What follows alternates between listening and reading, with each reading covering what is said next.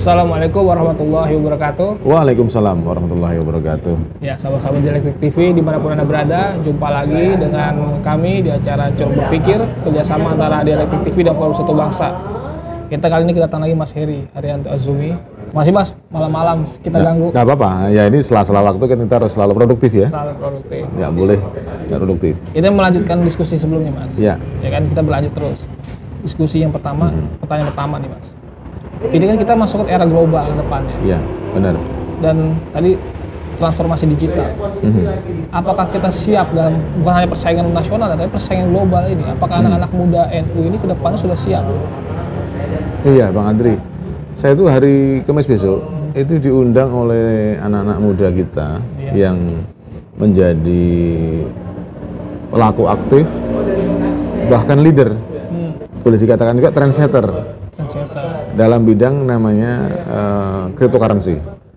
Bukan cryptocurrency yang ponzi-ponzi, bukan ya, tapi cryptocurrency yang melihat bahwa ada peluang besar di dalam dunia digital yang berkembang seperti sekarang ini. Nah, saya lihat teman-teman ini menjadi salah satu pelopor di Indonesia, kemudian mencari sisi positifnya, mengembangkan aspek-aspek positif yang disebut dalam dunia kripto hari ini. Nah, itu artinya kalau ada orang meragukan anak-anak muda NU di dalam dunia baru ini, dunia digital ini, itu tampaknya tidak berdasar. Tampaknya out of the context gitu loh, out of context. Jadi kalau tadi Bang Adri mengatakan apakah siap, saya 100% siap, mengatakan siap. Kenapa? Karena begini, dalam transformasi digital itu yang diperlukan adalah yang namanya sebuah sikap, sebuah pikiran yang terbuka dari para pemimpin kita.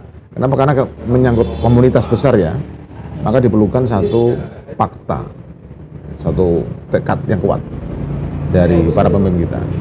Nah, kalau anak-anak mudanya sudah demikian cepat berkembang, maka semestinya para pemimpin mengakomodir mereka.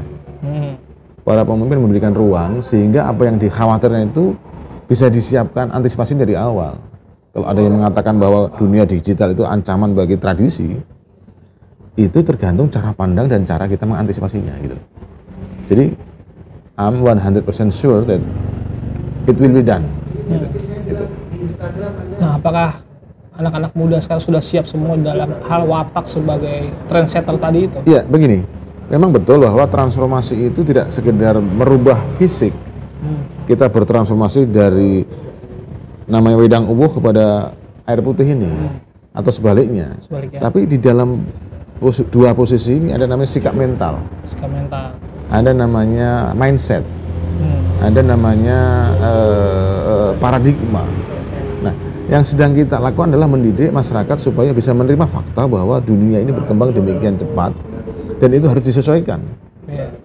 Kita harus adjust dengan perkembangan ini.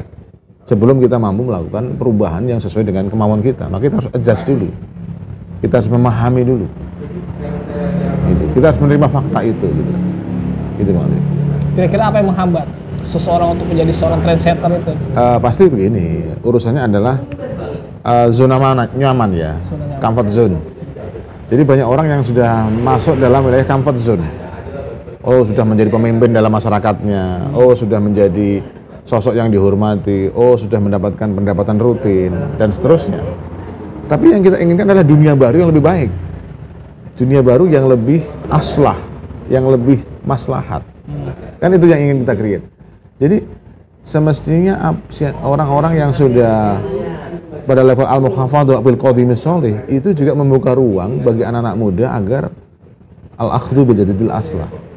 Agar anak-anak muda itu bisa mengkreasikan perubahan yang lebih baik. Gitu. Nah, salah satunya adalah kita harus menyesuaikan diri dengan perkembangan di dunia digital. Itu Bang Andri. Kalau tentang bagaimana roadmap digital transformation di NU, saya kira nanti kita bicara forum khusus. Kita bicara dalam kesempatan yang berbeda. Kenapa? Karena memang ada roadmap yang harus disiapkan. Yang mana dari sisi tadi saya bilang ada fakta atau semacam kemauan keras dari para pemimpin untuk melakukan transformasi dan kemudian disambut oleh anak-anak muda, itu menjadi mungkin gitu. ada keseriusan, ada termasuk bagaimana nanti kita membuat sebuah pilot project atau semacam miniatur dari digital transformation ini. Apakah dari daerah, apakah dari Banom, ataukah dari manapun caranya. Tapi kita harus skala mini dulu kira-kira kan, untuk menguji metodologi maupun untuk mengetes apakah ini cocok untuk NU. Dan mungkin ini bisa beberapa kali percobaan untuk melihat apakah transformasi itu sesuai atau tidak dengan teknologi apa misalnya, atau dengan metodologi apa gitu misalnya. Tapi pelopor-pelopornya sekarang sudah ada belum, Mas? Sudah. Memang kita harus memiliki yang sering saya sebut sebagai the creative minority. Orang-orang yang jumlahnya tidak banyak, tapi memiliki satu pandangan yang terbuka, yang saling bekerja sama, dan kemudian berusaha mewujudkan itu gitu. Jadi tidak perlu orang banyak, ini small minority yang kreatif, yang inovatif, yang melihat celah di dalam perubahan zaman ini gitu. Artinya terobosan itu cukup dari kelompok kecil ya? Terobosan kecil, dan itu di NU sudah ada. Syarat-syarat kemungkinannya atau kondisi kemungkinannya sudah ada. Anak-anak muda yang tumbuh dari dasar, dari masyarakat biasa naik melalui pendidikan sebagai satu sistem meritokrasi yang umum, kemudian menemukan bidang-bidang yang diketekuni, dan kemudian keluar dengan karya-karya baru itu. Itu akan menunjukkan bahwa anak-anak muda yang sering dibilang sebagai non-gus atau non-kiai itu bertumbuh demikian cepat gitu loh. Dan saya berharap ini akan sinergis dengan elit-elit lama NU yang berasal dari kalangan kiai dan ulama gitu. Jadi ini masalah waktu, akan ada gelombang ini gitu. Ada gelombang anak-anak muda yang tumbuh dari pengenalan dunia baru itu dan kemudian menciptakan apa yang disebut sebagai dunia baru ala NU gitu. Nah ini harus diakomodir oleh para pemimpin kita, para kiai kita, para pengurus kita di PBNU bahkan gitu. Jadi ini masalah mengakomodir perkembangan, Bang Andri. Tapi masalahnya kan ini orang-orang yang berada di zona nyaman ini muncul ketakutan-ketakutan dan kecurigaan-kecurigaan. Ya, itu biasa. Memang perubahan itu akan menyakitkan manakala kita tidak mampu beradaptasi. Tapi ketika kita mampu beradaptasi, sebenarnya perubahan itu sesuatu yang niscaya. Seseorang menjadi lebih baik itu menjadi kebutuhan internal dirinya. Sama dengan NU, transformasi adalah kebutuhan dirinya untuk menyesuaikan diri dengan berbagai perkembangan gitu. Untuk menjadi pelaku di dunia baru itu Bang Andri. Jadi Bang Andri tidak usah khawatir, karena Bang Andri sebenarnya pemimpin. Jadi saya sepakat dengan apa yang dikatakan Pak Jokowi, bahwa kita memang harus menjadi trendsetter, menjadi leader, bukan menjadi follower. Itu sesuai banget dengan apa yang kita sampaikan minggu lalu. Iya, ya artinya anak-anak muda itu Pak Jokowi adjust dengan perkembangan anak-anak muda gitu loh. Itu kan, Pak. Oke. Ya. Terima kasih Mas Heri atas waktunya. Siap, terima kasih. Padat tapi sangat berisi. Ya, yang penting nanti kita rencanakan membuat focus group discussion ya. Kita bikin focus group discussion dengan para pakar IT, kemudian dengan para pakar transformasi digital, dan ini akan menjadi satu pengayaan materi, pengayaan bahan sekaligus pengayaan model. Karena transformasi itu tidak umum, dia perlu metodologi yang bisa membaca kekhususan NU. Dan dialektik dilibatkan nanti ya? Harus. Dialektika ini kan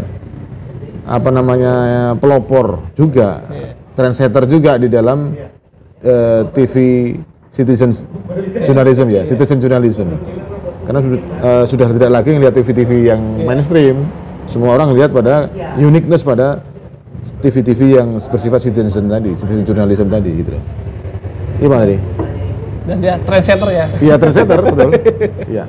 Oke, terima kasih Mas Heri atas waktunya. Selamat lagi. Mohon maaf tadi nunggu lama ya. Iya, terima kasih sudah boleh ganggu. Semoga tidak bosan-bosan ke depannya. Siap, terima kasih. Terima kasih sahabat-sahabat Dialektik TV. Sekian dari kami, kerjasama antara Dialektik TV dan Forum Satu Bangsa. Jangan lupa like, share, komen, dan subscribe channel Dialektik TV. Wallahul muwaffiq ila aqwamit thoriq. Wassalamualaikum warahmatullahi wabarakatuh. Waalaikumsalam warahmatullahi wabarakatuh.